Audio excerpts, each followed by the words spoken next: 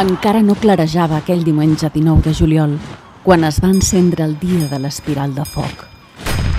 Els soldats rebels anaven encerclant la ciutat, baixant cap a Paral·lel, cap a Universitat. Era un diumenge, al dematí, que jo ens vam aixecar del llit, i des del llit jo sentia pem, pem, pem, i llavors em vaig aixecar. Era un diumenge.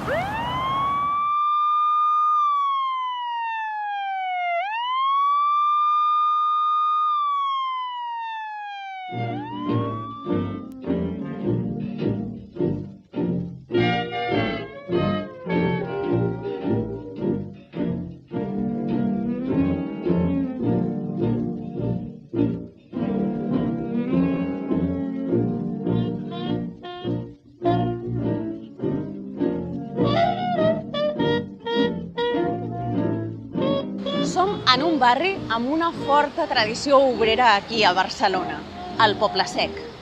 I de tots els indrets del Poble Sec hem decidit venir precisament aquí, al carrer del Roser, perquè fa 80 anys, precisament aquí, hi havia el famós sindicat de la fusta que conduïen sobretot els anarquistes i els treballadors de la fusta valencians. Avui el carrer és una via molt transitada que va morir a Paral·lel, just al costat del Molino. Tots els edificis són bons exemples del modernisme proletari, ja que només se n'han enderrocat 2. Vicenç Barrau i Tomàs era només un nen l'any 36 i els seus records ens ajuden a reconstruir com era aquest carrer abans que esclatés tot. Abans de la guerra, botiga sí, botiga no, era un tallaret. El súper, la botiga abans, el pare era pintor, que es guanyava la vida pintant.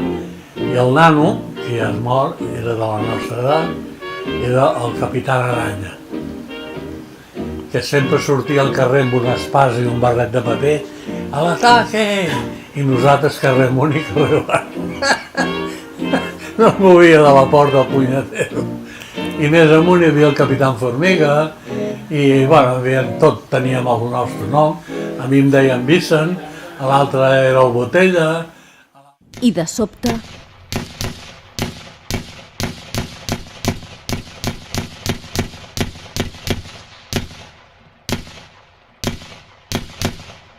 Vaig despertar, dic, papa, dic, mira, dic, ja tiren petardos. I ell diu, calla, calla, no diguis res. Jo dic, què passa? Calla! I bueno, llavors, com que no només teníem la porta de ferro, la persiana aquesta, el meu pare es va llupir així i per l'escletxa que hi havia vèiem al mig carrer. I jo també estava al costat d'ell, perquè jo era més xafarder que la punyeta. I llavors, a davant, que hi ha aquesta farmàcia encara, hi havia un soldat que portava un fusell i estaven allà. I els soldats havien ocupat mig Poble Sec, es veu.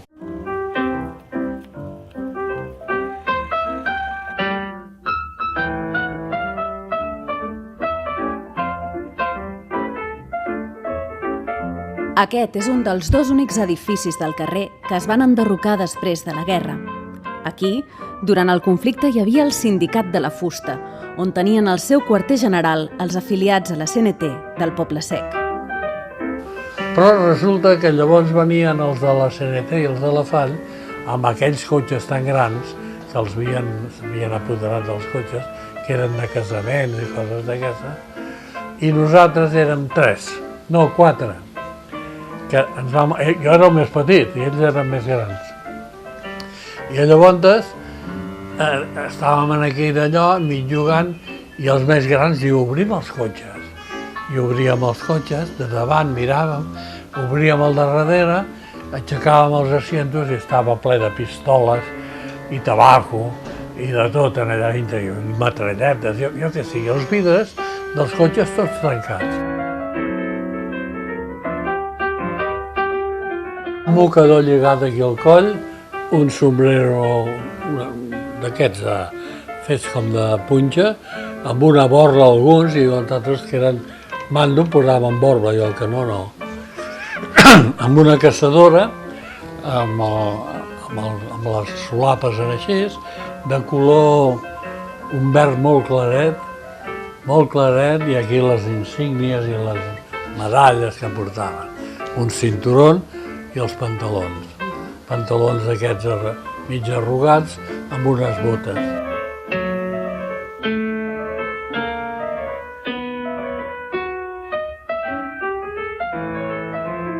El Durruti venia aquí a fer conferències i fer coses i se n'anava, que va ser la primera vegada que va passar el Durruti i a mi em va tocar el cap, perquè tots anàvem al costat d'ell, vinga, i fent-li preguntes i fent-li coses, i en fi, ell i dos més.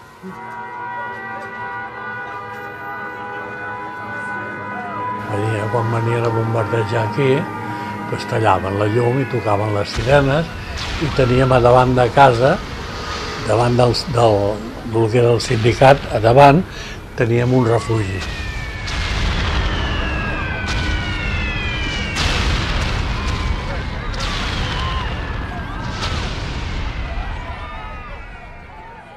Quan van començar a tirar les bombes, aquí al Poble Sec, aquí, allà davant, a la cantonada, que ara hi ha una casa d'allò de mòbils i tot això, havia sigut el Sevillano, que venien pintures i tot. Tota la vida havia estat el Sevillano.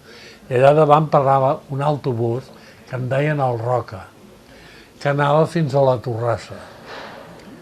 I hi havia la gent que estava pujant i molta gent que hi havia dintre i van vindre a bombardejar els avions, van fotre una bomba allà, una estesa de morts allà i ferits de por, i llavors els portaven aquí, al dispensari.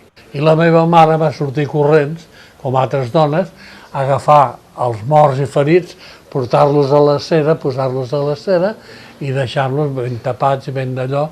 I llavors va vindre, en aquell temps, va vindre un camió i els van carregar tots a dalt, els que estaven tots morts, i se'ls emportaven enterrats. Com els edificis gairebé inalterables del carrer del Roser, Vicenç Borrau manté ferma la memòria i en recorda allò que va passar ara fa 80 anys.